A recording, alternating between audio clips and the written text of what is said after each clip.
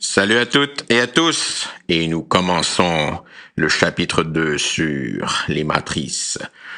Donc les matrices, ça a son propre petit univers, c'est indépendant des nombres complexes, donc si vous avez de la misère avec les nombres complexes, il n'y en a pas de problème, ok? On parle de matrices avec des nombres réels. Donc on va commencer tout de suite avec des définitions et de la notation. Ok, donc c'est quoi une matrice? Simplement parlant, une matrice, ok, c'est juste un gros tableau rectangulaire avec des nombres, ok, dedans, ok, puis les nombres qui sont dans le petit tableau ou dans le petit rectangle, c'est ce qu'on appelle les entrées de la matrice.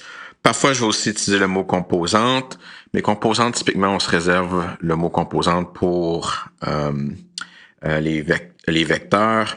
Je vais peut-être dire des fois les coordonnées de la matrice, mais souvent, normalement, les coordonnées devraient être réservées pour les points dans un espace, comme les points dans un plan cartésien ou dans l'espace euclidien tridimensionnel. Donc, normalement, je devrais dire les entrées de la matrice.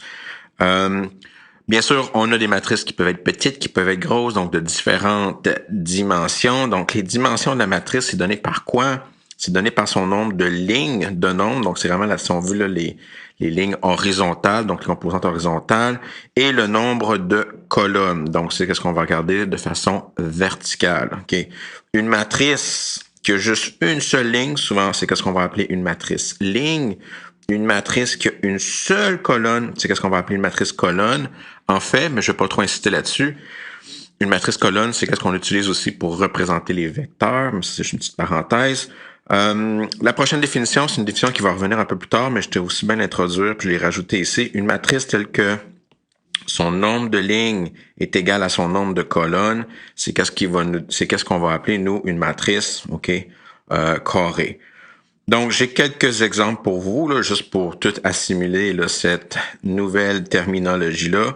Donc, voilà ma première boîte. Ok, donc, disons que je l'appelle A. Donc, disons que je l'appelle la matrice A. Ben, pour la matrice A, donc j'ai une boîte avec 6 nombres à l'intérieur. Les entrées sont 1, 2, 3, 0, moins 1, 4. Maintenant, si je vous demande il y a combien de lignes dans la matrice, donc on compte le nombre de lignes de façon horizontale. J'ai j'ai 3 lignes. Puis si je compte le nombre de colonnes, je vais avoir 2 colonnes. Donc, c'est ce qu'on appelle une matrice de dimension 3 par 2. Okay? Donc, disons que ma prochaine matrice, je l'appelle B. Donc, pour ma matrice B, j'ai juste une seule ligne. Donc, j'ai juste une seule ligne pour la matrice B. Puis, j'ai 1, 2, 3, 4 colonnes pour la matrice B. Donc, c'est une matrice une par un. Puis, puisque j'ai juste une seule ligne, c'est ce qu'on appelle aussi une matrice. C'est un exemple de matrice ligne.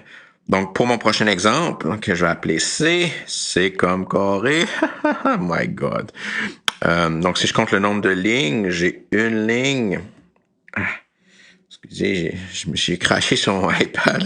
J'ai une ligne, 2 lignes, puis 3 lignes. Oh, j'ai oublié de mentionner, mais les entrées pour cette matrice-ci, j'ai pas fait pour B, là, mais pour C, j'ai sur la première ligne E, pi moins racine de 2. Sur la deuxième ligne, j'ai 0, 1 demi, 1.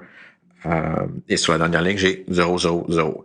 J'ai combien de colonnes? Mais j'ai 1, 2, 3 colonnes. Donc, c'est une matrice 3 par 3. Puis, puisqu'on a le même nombre de lignes que de colonnes, c'est ce qu'on appelle aussi une matrice carrée. Puis, pour finir, ma dernière matrice, je vais l'appeler 2. Donc, la matrice 2, elle a juste 2 lignes, mais elle a une seule colonne. Donc, c'est une matrice 2 par 1. Puis, puisqu'elle a juste une seule colonne, c'est ce qu'on appelle, c'est aussi appelé une matrice colonne. Donc, comme je l'ai déjà fait dans mon exemple, typiquement, donc un peu de notation, là, typiquement, on utilise une lettre majuscule pour représenter les matrices. Donc, la matrice A ou la matrice C. Puis, tant qu'à être là, la matrice A, elle a 1, 2 lignes. Elle a 1, 2, 3 colonnes. Même chose pour C. 1, 2 lignes, 3 colonnes. OK. Encore un peu de terminologie là avec la prochaine définition. Les nombres qu'on utilise à l'intérieur de la matrice, on va souvent les appeler les scalaires. Donc, on va souvent les appeler comme étant des scalaires. Puis normalement, pour nous, les scalaires vont être des nombres réels, mais qui sait, peut-être que des fois, on va regarder des matrices avec des nombres complexes, juste parce que c'est le fun. OK, mais normalement, OK, nos boîtes là, vont avoir des nombres réels dedans. Lorsque je vais parler d'une matrice en général avec I' et J', souvent, lorsqu'on va parler de l'entrée en particulier sur la IM' et la JM', je vais la dénoter en général comme étant AIJ avec une virgule entre les deux si les index sont grands, mais s'il n'y a pas de confusion, souvent je vais simplement utiliser AIJ avec les chiffres collés tout seul. Donc quand il n'y a pas de virgule, normalement on sait que le premier digit en guillemets c'est la position ligne, puis le deuxième c'est la position colonne. Donc, la forme générale d'une matrice générale avec M' et N colonnes, donc une matrice M par N, c'est la suivante. Donc, j'ai ma matrice A avec les entrées A11, A12, A13. Donc, on voit que le premier index veut dire que je suis sur la première ligne, puis le deuxième, c'est la position colonne. Donc, sur ma deuxième ligne, A21, A22 jusqu'à A2N. Donc, finalement, jusqu'à la Mième ligne, donc AM1, AM2, jusqu'à la dernière ligne, l'entrée sur la dernière ligne, la Mième ligne et la dernière colonne, la Nième colonne, AMN.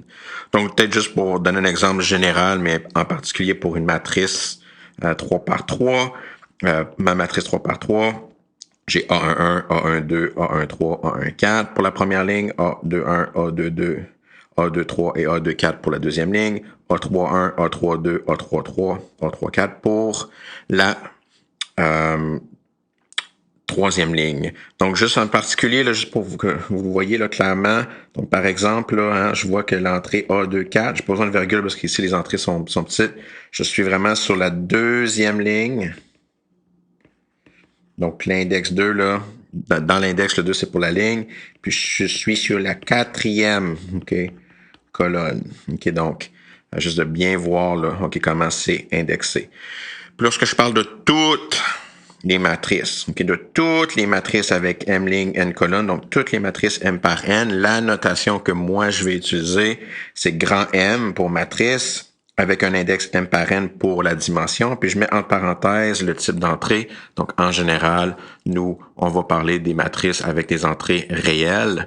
Donc, on va parler typiquement de l'ensemble M par N de R. OK, donc ça, c'est mon ensemble de toutes les matrices M par N.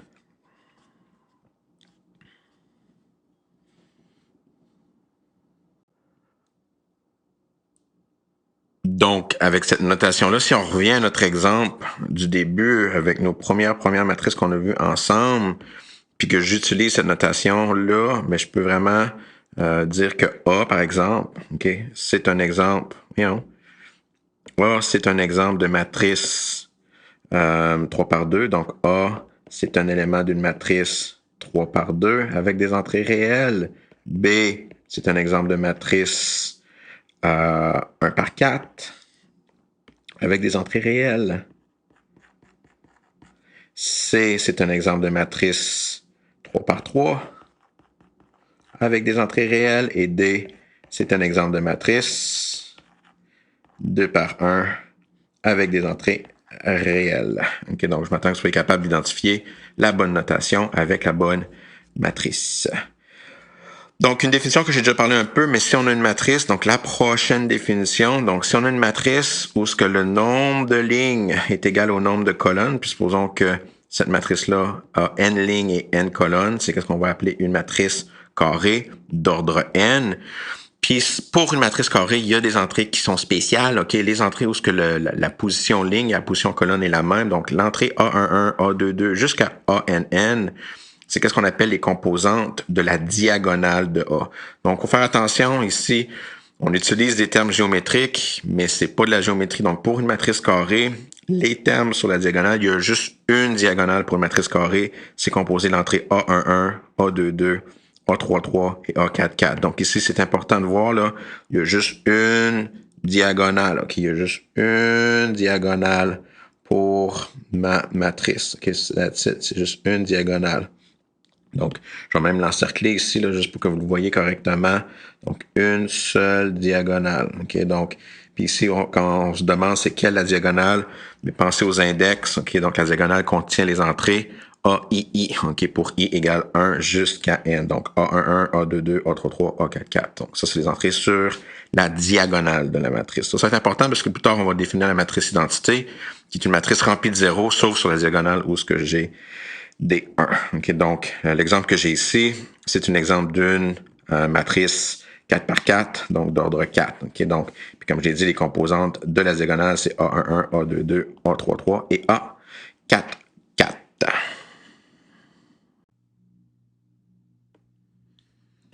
En mathématiques, quand tu introduis un nouvel objet, tu vas être capable de les comparer. Donc, si tu as deux objets entre les mains, tu veux savoir quand est-ce que ces deux objets-là sont les mêmes, quand est-ce qu'ils sont égales. Okay? Donc, une petite section sur comment déterminer si deux matrices sont égales. Donc, la définition est la suivante. Puis d'une certaine manière, c'est une opération. L'égalité, c'est de dire est-ce que A est égal à B? La réponse est soit oui ou non. Donc, c'est une opération qui est binaire. Mais bon, on ne rentre pas dans ces détails-là. Donc, si on a deux matrices A et B, on dit que ces deux matrices-là sont égales. Puis on va bien sûr utiliser le symbole qu'on connaît bien de l'égalité. Donc, A égale à B. Lorsque les conditions suivantes sont satisfaites. La première chose qu'il faut checker pour que deux matrices soient égales, il faut que A et B aient la même dimension. Donc, il faut qu'on ait deux matrices, deux boîtes du même format. Il faut que les deux matrices soient des M par N. Dès qu'ils n'ont pas le même format, there's no way, OK, que ces matrices-là sont égales. Puis lorsque les dimensions sont égales, donc les mêmes, même nombre de lignes, même nombre de colonnes, donc pour que les matrices soient ensuite égales, mais il faut que leurs entrées dans leurs positions respectives soient les mêmes. Donc, il faut que AIJ soit égal à BIJ. Donc, supposons que AIJ, c'est les entrées de A, BIJ, c'est pour les entrées de B, mais il faut que toutes les entrées soient les mêmes dans leurs positions respectives. Donc, pour toutes les lignes, donc de 1 à M, puis toutes les colonnes, OK, de 1 à N. Donc, je rappelle, I, c'est juste un index qui indexe les lignes, de la première ligne à la dernière, donc de la 1 à M. Puis J, c'est un index qui... J, c'est une lettre qui indexe les colonnes de la première, donc de 1 jusqu'à la dernière, donc jusqu'à N. Donc, on va choisir un petit exemple, c'est vraiment rien de profond, là. Trouver les valeurs de X, telles que A est égal à B, puis si possible, trouver les valeurs de X ou la valeur de X qui rend A égale à C. Donc, matrice A et B, c'est deux matrices 2 par 2. Matrice C, c'est une matrice 2 par 3. Donc, peut-être quelque chose que je pourrais écrire, ça. Donc, ça, c'est une matrice 2 par 2. L'autre, c'est une matrice 2 par 2 aussi. Puis, finalement, la matrice CL, ça, c'est une matrice 2 par 3. Donc, pour la première question, donc pour A, on va checker quand est-ce que A, si possible, est-ce que A peut être égal à B. Donc, première chose, on check les dimensions, puis on voit que A et B, c'est deux matrices de même format. C'est deux matrices 2 par 2, donc on est sur la bonne route. Lorsque je les mets une égale à l'autre, donc ils ont le même format, je compare la première entrée, 2 est bien égal à 2, so that's good. 1 est égal à 1, 3 est égal à 3. Là, ici, qu'est-ce que j'ai? J'ai X égale à 5, donc bien sûr, ça va être égal si et seulement si l'entrée sur la deuxième ligne, deuxième colonne est égale à l'entrée sur la deuxième ligne, deuxième colonne de la deuxième matrice. Donc, si et seulement si X est égal à 5. Si X est n'importe quoi d'autre, on peut pas dire qu'il est 3 quarts égal, là, donc il n'est pas égal. Donc, les deux matrices sont égales si et seulement si X est égal à 5. Puis pour la deuxième question, on a nos deux matrices. Toutes les entrées sont presque pareilles. Même le X, on pourrait dire qu'il doit être égal à 4. Sauf que le problème, c'est qu'on a une colonne de plus. Des matrices sont pas de même format. Donc, on n'a pas besoin de rien comparer. Ces deux matrices-là ne sont pas égales. Car, OK, A, c'est une matrice 2 par 2. Tandis que B, c'est une matrice 2 par 3. Vous pourriez simplement écrire le nombre de colonnes différentes là, de 2 à 3. Moi, je vais un petit peu all-in avec ma notation. Là. Mais ça devrait être vraiment simple. Tu as deux matrices sont égales si elles ont le même format. Okay, puis il faut que les entrées soient toutes les mêmes, dans leur position respective, bien sûr. Puis dès qu'elles ne sont pas le même format, ben, on ne peut pas dire que ces matrices-là sont égales. Alright, pour cette petite section d'introduction avec l'égalité. That's it. Bye bye, là.